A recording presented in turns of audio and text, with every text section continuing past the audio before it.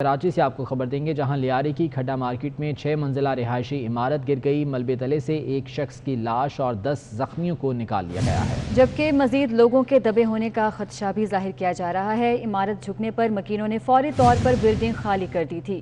اس وقت وہاں پر کیا صورتحال ہے جانیں گے ہمارے نمائندے دانیال سید سے۔ دانیال، اپڈیٹ کیجیے گا۔ جی لیکن بالکل کراچی کا کل علاقہ ہے، لیاری کھڈا مارکیٹ ہے، کوکر نیازی کے قریب یہ عمارت تھی، 6 منزلہ عمارت تھی جو اب سے کچھ دیر قبل زمین بوس ہوئی ہے، اور علاقہ وکیلوں کے مطابق اس عمارت کو چند بلڈنگ کنٹرول اتھارٹی کی جانب سے چند ماہ قبل نوٹسز بھی جاری کیے گئے تھے، لیکن اس بلڈنگ میں موجود کچھ فیملیز تھیں جنہوں نے اب تک مکان خالی نہیں کیا تھا، اور یہ بلڈنگ پہلے جھکی ہے۔ کچھ دیر قبل یہ بلڈنگ جھکی تو لوگوں نے اپنا سامان نکال کے باہر آئے ہیں، لیکن اس وقت بھی جس وقت یہ عمارت نیچے آئی ہے، زمین بوس ہوئی ہے، اس وقت بھی عمارت کے اندر لوگ موجود تھے۔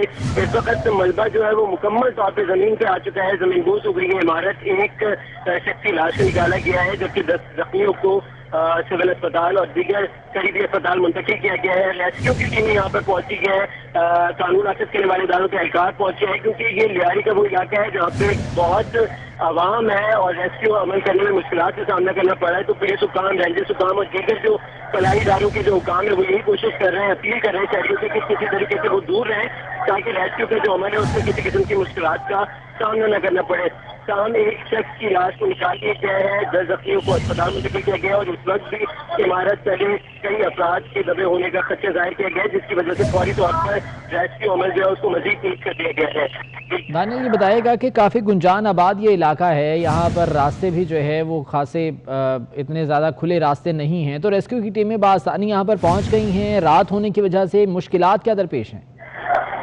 دیکھیے ریسکیو کی ٹیمیں تو یہاں پہ پہنچ گئی ہیں، لیکن اس کے علاوہ جو ہیوی مشین بھی ہوتی ہے جس کی مدد سے ملبہ یہاں سے ہٹایا جا سکے، وہ پہنچنے میں مشکلات کا سامنا کرنا پڑ رہا ہے۔ رینجرز اور پولیس حکام جو ہے وہ علاقہ مکینوں کو دور کرنے کی کوشش کر رہے ہیں، لیکن علاقہ مکینوں کی یہ جو مقام ہے یہاں پر فلیٹ کی فلیٹ سے 6 منزلہ 7 منزلہ جو ہے وہ عمارتیں بنائی گئی ہیں، اور ہر عمارت کے اندر 20 سے 25 فیملی جو ہے وہ رہائش پذیر ہوتی ہیں۔ اسی وجہ سے یہ کافی گنجان ترین علاقہ ہے۔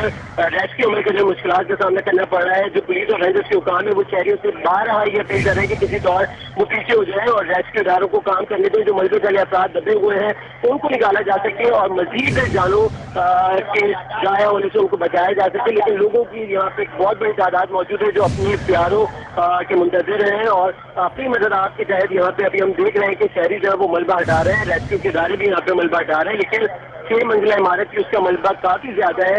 تو اس ملبے کو ہٹانے کے لیے اور انسانی جانوں کے ضیاع سے بچانے کے لیے جو ہیوی مشینری ہے وہ جب تک یہاں پہ نہیں پہنچی، جو مکمل طور پہ جو ادارے ہیں جو ان تمام ایسے حادثات کو رپورٹ کرتے ہیں اور ان کے اوپر ریسکیو عمل کرتے ہیں، جب تک وہ نہیں آ پاتے تو ریسکیو کا جو عمل ہے اس میں یقیناً مشکلات کا سامنا رہے گا۔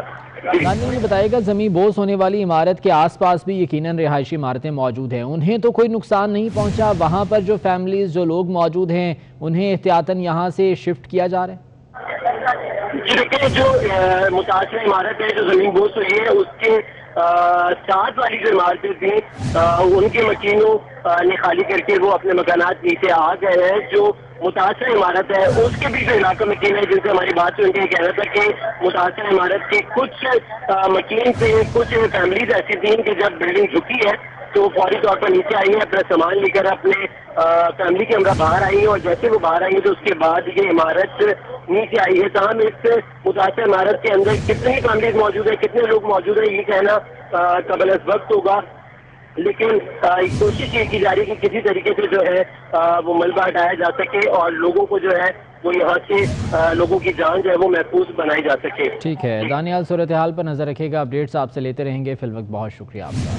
پاکستان میں کورونا متاثرین کی تعداد 1 لاکھ سے بھی تجاوز کر گئی ہے۔ بی بی سی کی رپورٹ کے مطابق پاکستان میں کورونا کے مریضوں کی تعداد 1,687,000 ہو گئی ہے، جبکہ اب تک اس وائرس سے جاں بحق ہونے والوں کی تعداد 2018 ہے۔ پاکستان میں اب تک 33,974 افراد صحت یاب بھی ہو چکے ہیں۔ پاکستان میں کورونا وائرس کی تباہ کاریاں جاری ہیں، متاثرین کی تعداد 1 لاکھ سے بھی تجاوز کر گئی ہے۔ بی بی سی کی رپورٹ کے مطابق پاکستان میں کورونا کے مریضوں کی تعداد 1,687,000 ہو گئی ہے۔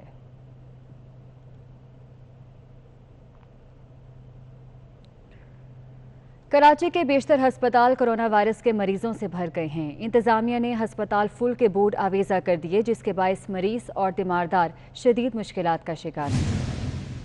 कराची के दाओ ओझा इंस्टीट्यूट, इंडस अस्पताल, सिविल अस्पताल, जिना अस्पताल, आगा खान लियाकत नेशनल और दीगर अस्पतालों में अब मरीजों के लिए जगह नहीं। तमाम अस्पतालों में इंतजामिया ने अस्पताल फुल के बोर्ड लगा दिए और वाजे किया है कि करोड़ों रुपए का बजट लेने वाले ट्रेजरी केयर अस्पतालों में मरीजों के लिए वार्ड में जगह नहीं। दूसरी जानिब दीगर बीमारियों में मुब्तला मरीज इलाज के लिए परेशान हैं। अस्पताल गैर एलानिया तौर पर कोरोना मरीजों के लिए मुख्तस हैं। साथ ही कोरोना वायरस से मुतासिर मरीजों की तादाद में तेजी से इजाफा हो रहा है। महकमा सेहत सिंध की तर्जुमान के मुताबिक रोजाना सैकड़ों अफराद कोरोना में मुब्तला हो रहे हैं। कराची में गर्मी की शिद्दत बढ़ते ही शहरियों की बड़ी तादाद हब केनाल पहुंच गई। कोरोना से बचाव की हिदायत को नज़रअंदाज करते हुए शहरी नहर में नहाते रहे। पुलिस और इंतजामिया खामोश तमाशाई बनी रही। कराची समेत सिंध भर में कोरोना से बचाव के लिए मुल्क भर में लॉकडाउन जारी है। ऐसे में कराची में गर्मी की शिद्दत में इजाफे के साथ शहर कायद के बासियों ने मुकम्मल लॉकडाउन के दौरान संडे को फंडे बना लिया। शहरियों की बड़ी तादाद मंगोपीर हब कैनाल पहुंच गई। कोरोना से बचाव की हिदायत और समाजी दूरी को नज़रअंदाज करते हुए गर्मी से सताए शहरी नहर में नहाते रहे, लेकिन इंतजामिया खामोश तमाशाई बनी रही। हब कैनाल से मीठा पानी शहर में सप्लाई होता है, लेकिन इसके बावजूद पुलिस की जानिब से भी कोई कार्रवाई नहीं की गई। जावेद कायम खानी, 24 न्यूज़, कराची। और शादी हॉल्स एसोसिएशन कराची ने हुकूमत से हॉल्स खोलने का मुतालबा कर दिया। इजाज़त न मिलने की सूरत में खुद कारोबार के आगाज़ का भी ऐलान कर दिया है। इसी बारे में हबीब खान की रिपोर्ट देखिए। कोरोना की सूरत हाल में शादी हॉल्स को कैसे खोला जा सकता है, शादी हॉल्स एसोसिएशन कराची ने सब बता दिया। प्रेस कॉन्फ्रेंस के दौरान ओहदेदारों ने डेमो भी पेश कर दिया। मीडिया से गुफ्तगू करते हुए शादी हॉल्स एसोसिएशन ओहदेदारान ने हुकूमत से हॉल्स खोलने का मुतालबा कर दिया। साथ ही इजाजत न मिलने पर अज खुद कारोबार खोलने का अंदिया भी दे दिया। इस हवाले से कोई ना कोई आप डेट हमको बता दें कि हम कब से ऑपरेशनल हो सकते हैं, कब से हम काम कर सकते हैं। अगर आप ये नहीं करेंगे तो हम मजबूर हैं, हम फाइनली एक अपनी मीटिंग कॉल करके हम एक डेट अनाउंस करेंगे और फिर हम किसी की नहीं सुनेंगे, हम अपना शादी हॉल खोल देंगे। फिर शादी हॉल से मुंसलिक दिहाड़ीदार तबके और दीगर वाबस्ता कारोबारी अफराद का कहना है कि शदीद मुश्किलात हैं। सनत बंद होने से घर का चूल्हा भी बंद हो गया है। परेशानी तो सर बहुत है, हाल नहीं खुलने, कुछ काम नहीं चल रहा, फारिग बैठे हुए घर पे, रोजी रोजगार सब बंद हुआ, क्या करें, मजबूरी है। अब तकरीबन 2.5-3 महीने हुए घर बैठे हुए फारिग। परेशानी तो सर इतनी है कि घर पे जो है ना खाने पीने का भी मसला मसाइल इतना हो गया है। इस हाल में 30 वेटर काम कर रहे हैं। इस 30 वेटरों में से सब फारिग हो गए, एक बंदा भी काम नहीं कर रहे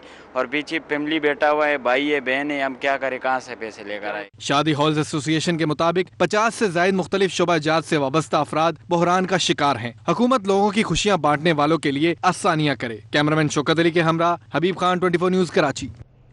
खाकी वर्दी वालों के साथ सफ़ेद वर्दी वाले भी फ्रंट लाइन पर हैं। सदर पीएमए पंजाब ने प्रेस कॉन्फ्रेंस के दौरान कहा कि जो समझते थे कि ये वबा कुछ नहीं, अब उन्हें पता लग रहा है। उन्होंने कहा कि डॉक्टर्स, पैरामेडिकल स्टाफ और नर्सेज इससे सबसे ज़्यादा मुतासिर रहे हैं। हमारे 35 डॉक्टर्स शहीद हो चुके, क्या हुकूमत होश के नाखून नहीं लेगी?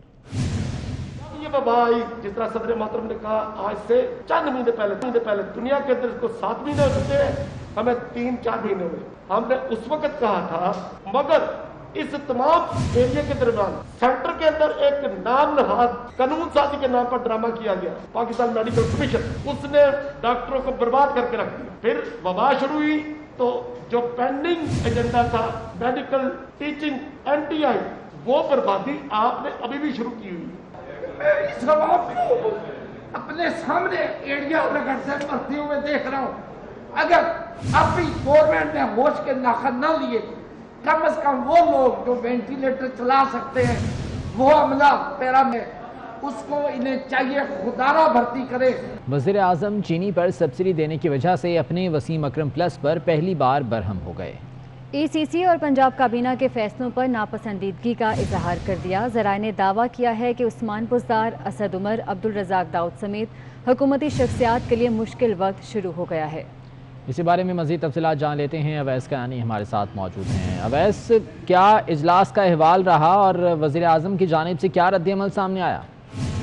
دیکھیں ایک نہایت ہی اہم اجلاس تھا اور اس میں وزیراعظم عمران خان نے خصوصی جو ہے اس میں انٹرسٹ لیا ہے، اور سب سے پہلے یہ ہے کہ وزیراعظم کا بلا تفریق احتساب کا عمل جاری رکھنے کا حکم ہوا ہے، لیکن ساتھ جو ہمارے ذرائع دعویٰ کر رہے ہیں کہ وزیر اعلیٰ پنجاب عثمان بزدار سے جو چینی کے لیے سبسڈی دینے کے معاملے پر وزیراعظم نالاں ہیں، اور اجلاس کے آغاز میں پنجاب میں دی جانے والی سبسڈی پر بریفنگ دی گئی اور ٹی سی سی اور پنجاب کابینہ کے فیصلوں پر وزیراعظم نے ناپسندیدگی کا اظہار کیا ہے۔ ہمارے ذرائع یہ بھی بتا رہے ہیں کہ وزیر اعلیٰ پنجاب عثمان بزدار، اسد عمر، عبدالرزاق داؤد سمیت دیگر جو حکومتی افراد کے لیے مشکل وقت جو ہے اس کا آغاز ہو چکا ہے، اور ہمارے ذرائع یہ بھی بتا رہے ہیں کہ نائب حکام اب ان سی ایم پنجاب سمیت ان تمام وزراء سے ہیں وہ پوچھ گچھ کریں گے۔ لیکن سب سے اہم بات یہ ہے کہ جہانگیر ترین کے جے ڈی ڈبلیو اور دیگر شوگر ملوں کے متعلق جو بریفنگ دینے کے معاملے پر وزیراعظم کو یہ بتایا گیا کہ جہانگیر ترین کی لندن روانگی سے متعلق بھی گفتگو ہوئی، اور ہمارے ذرائع بتا رہے ہیں کہ جہانگیر ترین کے لندن علاج کے لیے جانے سے متعلق وزیراعظم پہلے ہی اس سے متعلق جو ہے وہ آگاہ تھے۔ ٹھیک ہے، اب دیکھنا یہ ہے کہ اب کارروائی کیا ہوگی۔ بہت شکریہ اویس کانی اپڈیٹ کرنے کے لیے۔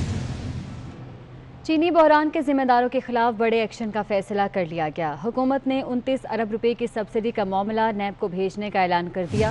معاون خصوصی شہزاد اکبر کہتے ہیں کہ سیاسی لوگوں کا شوگر ملز بنا کر ہیر پھیر کرنا کوئی ڈھکی چھپی بات نہیں، کوئی کتنا ہی طاقتور کیوں نہ ہو جواب دینا ہوگا۔ عمران خان کو 2018 میں مینڈیٹ احتساب کے لیے ملا۔ وزیر اطلاعات شبلی فراز کہتے ہیں کہ آگے احتساب مزید سخت ہونے جا رہا ہے۔ 20-25 سال کو دیکھ لیجئے، جب سے پاکستان میں شوگر انڈسٹری اسپیشلی سیاسی خاندانوں نے اسٹیبلش کی، تب سے اس میں مینیپولیشن آپ سب کے سامنے ہے، کچھ چھپی ڈھکی بات نہیں ہے۔ لیکن عمران خان صاحب نے یہ قوم سے وعدہ کیا کہ میں اس کی تحقیق بھی کرواؤں گا، اس تحقیق کو منظر عام پہ بھی لاؤں گا، اور اس میں جو لوگ جن کا جو کردار ہوگا اس پہ ایکشن لیا جائے گا، چاہے ان کا تعلق کسی بھی سیاسی جماعت سے ہو۔ عمران خان صاحب کو مینڈیٹ 2018 میں احتساب کے لیے دیا گیا کہ یہ ہماری ریکمنڈیشن ہے، اور وزیر اعظم صاحب نے اپروو کی ہے کہ سبسڈی کا معاملہ، پورے 29 ارب روپے کی سبسڈی کا معاملہ نیب کو بھیجا جا رہا ہے۔ نیب اس کے اندر کرمنل انویسٹیگیشن کرے۔ یہ بہت اہم فیصلہ ہے، کیونکہ یہ شوگر کا کاروبار آپ سمجھتے ہیں کہ 90 کی دہائی میں اس کے اندر سیاسی خاندان آئے اور انہوں نے کوٹا سسٹم کے تحت اپنی ملیں لگائی۔ ایک حکومتی خاندان کی درجنوں شوگر ملیں تھیں، اور پھر وہ خود ہی سبسڈی دیتے تھے، اور اس میں ایک بڑا آپ کو ملے گا، آپ خود اگر اس کریں۔ اور ترجمان نون لیگ مریم اورنگزیب نے شوگر انکوائری سے متعلق وزراء کی پریس کانفرنس پر رد عمل دیا ہے۔ طاقتور اے ٹی ایمز کو جہاز میں بٹھا کر بھگا دیا اور اب خود احتسابی کا درس دیا جا رہا ہے۔ کہتی ہیں کمیشن رپورٹ نے عمران خان اور عثمان بزدار کو گرفتار کرنے کی تاریخ نہیں بتائی۔ عمران خان طاقتوروں کی تجوریاں بھر کے احتساب کا ڈرامہ نہ کریں۔ چینی بحران میں صرف عمران خان صاحب ملوث ہیں۔ عوام کی چینی چوری کر کے زمان پارک کا گھر بنا۔ تاریخی چینی چور عمران مافیا شور مچا کر بچ نہیں سکتا۔ اور بجٹ قریب آتے ہی تنخواہوں میں اضافے کے لیے سرکاری ملازمین ایک بار پھر متحرک ہو گئے۔ وفاقی ملازمین نے کل سے وزارت خزانہ کے سامنے دھرنے کا اعلان کر دیا ہے۔ وفاقی سیکریٹریٹ کے تمام ملازمین روزانہ صبح 10 سے 12 بجے تک قلم چھوڑ ہڑتال بھی کریں گے۔ بجٹ قریب آتے ہی تنخواہوں میں اضافے کے لیے سرکاری ملازمین ایک بار پھر سے متحرک ہو گئے ہیں۔ ایک بار پھر سے رخ کریں گے کراچی کے علاقے لیاری کھڈا مارکیٹ کا، جہاں 6 منزلہ رہائشی عمارت گر گئی۔ ملبے تلے سے ایک خاتون کی لاش اور 10 زخمیوں کو نکال لیا گیا ہے۔ ملبے تلے مزید افراد کے دبے ہونے کا بھی خدشہ ہے۔ ریسکیو آپریشن جاری ہے۔ اندھیرا ہونے کی وجہ سے ریسکیو آپریشن میں مشکلات کا بھی سامنا ہے۔ کراچی کا علاقہ لیاری کھڈا مارکیٹ ہے، جہاں 6 منزلہ عمارت زمیں بوس ہو گئی ہے۔ دانیال سید وہاں موجود ہیں، ہمیں اپڈیٹ کر رہے ہیں۔ دانیال، تازہ ترین صورتحال کیا ہے؟ ریسکیو آپریشن کہاں تک پہنچا ہے؟ دیکھیں ذیشان، بالکل کراچی کا علاقہ لیاری کھڈا مارکیٹ ہے، کافی گنجان ترین یہ علاقہ ہے، اور نیا آباد کھڈا مارکیٹ کا علاقہ گنجان ترین علاقہ 40 فٹ کے اوپر یہاں پر 6 سے 8 منزلہ عمارتیں جو ہیں وہ تعمیر کی گئی ہیں، اور اسی طرح کا ایک واقعہ رونما ہوا ہے لیاری نیا آباد میں، 6 منزلہ عمارت تھی، اور اس میں صبح سے جو ہے پتھر گرنا شروع ہوئے تھے عمارت میں سے۔ کچھ اس متاثرہ عمارت میں رہنے والے جو مکین تھے انہوں نے اپنی آپ کے تحت اس عمارت سے نکلنا شروع کیا تھا، لیکن جو یہاں پہ موجود ابھی علاقہ مکین ہے ان کے مطابق کچھ فیملیز جو ہیں وہ اس متاثرہ عمارت کے اندر موجود تھے۔ عمارت گرنے سے قبل جو ہے وہ ایک جانب جھکی ہے اور جھکنے کے بعد عمارت زمین بوس ہوئی ہے. اب تک اس عمارت میں سے ایک خاتون کی لاش کو نکالا جا چکا ہے. 10 سے زائد زخمیوں کو اس متاثرہ عمارت سے نکالا گیا ہے جو زمین بوس ہوئی ہے. ریسکیو کا عمل یہ ہے کہ ایڈی سپا دیگر فلاحی ادارے پولیس رینجرز اور دیگر جو ضلعی انتظامیہ ہے شہری انتظامیہ ہے وہ یہاں پر پہنچی ہے. لیکن گنجان ترین علاقہ ہونے کی وجہ سے یہاں پر عوام کی بہت بڑی تعداد موجود ہے جس کی وجہ سے ریسکیو عمل میں مشکلات کا سامنا کرنا پڑ رہا ہے. اور اس وقت جو علاقہ مکین ہے ان کے موقف ہے کہ اس متاثرہ عمارت کے اندر جو ہے وہ لوگ موجود ہیں. لوگوں کے دبے ہونے کا خدشہ ہے جس کی بنیاد کے اوپر رسی اور دیگر جو انداز ہوتے ہیں جس پر ہٹایا جا سکے ہیوی مشینری کو بھی طلب کیا گیا ہے. پاک فوج کی امدادی ٹیمیں ہیں جو جائے حادثہ کے لیے روانہ ہو گئی ہیں. ذرائع کے مطابق ٹیمیں انجینئر شامل ہیں جو جدید آلات سے لیس ہیں اور جیسے ہی پاک آرمی کے جوان یہاں پر پہنچیں گے تو ریسکیو کا جو عمل ہے اس کو مزید تیز کیا جا سکے گا. جی ٹھیک ہے دانیال، اپڈیٹس آپ سے لیتے رہیں گے. فی الوقت بہت شکریہ اس بارے میں. کراچی میں گرنے والی عمارت کے عینی شاہد نے بتایا کہ عمارت کو نوٹس دیا گیا تھا. پوری عمارت میں لوگ رہائش پذیر تھے. عمارت کو لوگ خالی کر رہے تھے کہ اس دوران یہ حادثہ پیش آ گیا. ان کو کہا بھی گیا نوٹس کیا گیا تھا آپ لوگ خالی. اچھا نوٹس آیا تھا.